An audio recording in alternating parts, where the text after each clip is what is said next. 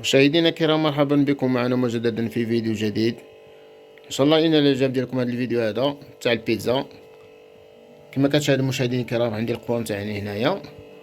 كما كتشاهدوا انا عندي هنايا الفلفله والبصله مشحره. هنا عندي الزيتون مقطع، عندي الطون، هنا عندي الزعتر، هذا فرماج محكوك، هنا سوليس. كما كتشاهدوا هنا عندي لاباط تاع البيتزا على الطريقه الجديده.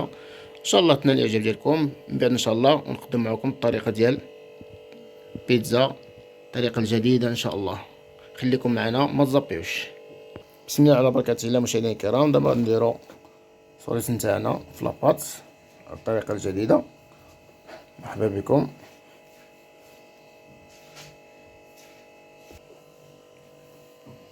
خليكم معايا مشاهدينا الكرام. كما كتشاهدوا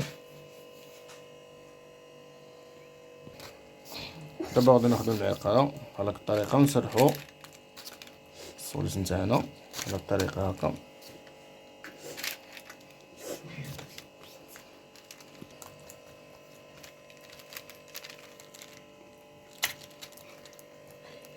دابا مشاهدينا الكرام، دابا غادي نديرو العقده ديالنا، البصله والفلفله نتاعنا اللي شحرناها في البوطه.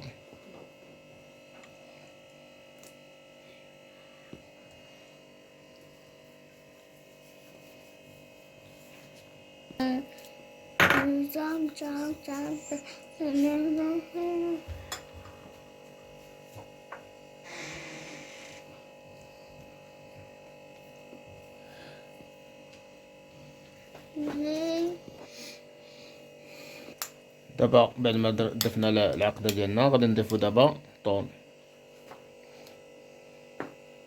كما كتشاهدوا مشاهدينا الكرام، تبعوا الطريقه. كلشي كيعرف البيتزا، ولكن كلها كي كيدير يخدمها، كلها طريقته. هذه الطريقه الجديده اللي ضفتها معكم. هذه بيتزا عائليه كما كتشاهدوا. حنا خدمنا معكم البيتزا الصغار. دابا نضيفو لها الزيتون مقطع شرائح صغيره.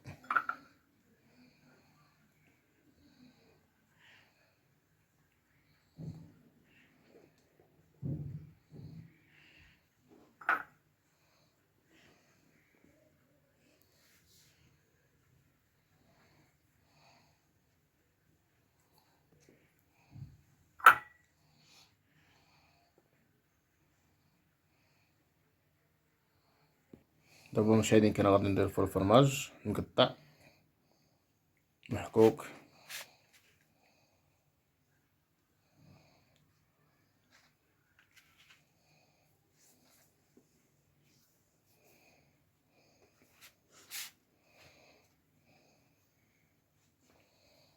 بيتزا متولة ما شاء الله.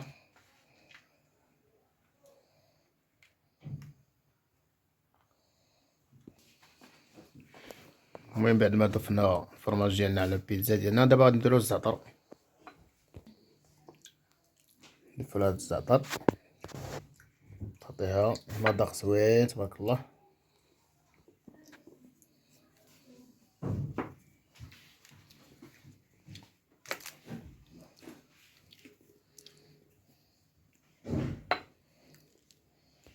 المهم مشاهدينا الكرام، بعد ما عملنا البيتزا ديالنا على الطريقه هذه، درنا الفرماج. دابا سخنا الفران ديالنا، غادي نديروها في الفران يكون شي طايب ما شاء الله. غير ندوبو داك الفرماج ديالنا على الطريقه، وان شاء الله تنال الاعجاب ديالكم. خليكم معنا ما تزابيوش.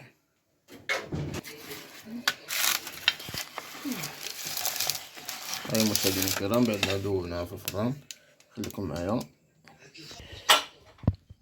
كما كتشاهدوا مشاهدينا الكرام، دوبناها في الفران، دوبنا مع الفرماج ديالها ما شاء الله. خرجت غزاله ما شاء الله.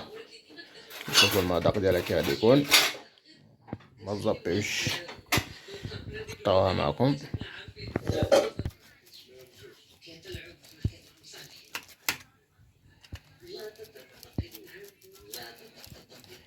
مشاهدينا الكرام، كنقطعو معكم البيتزا ديالنا.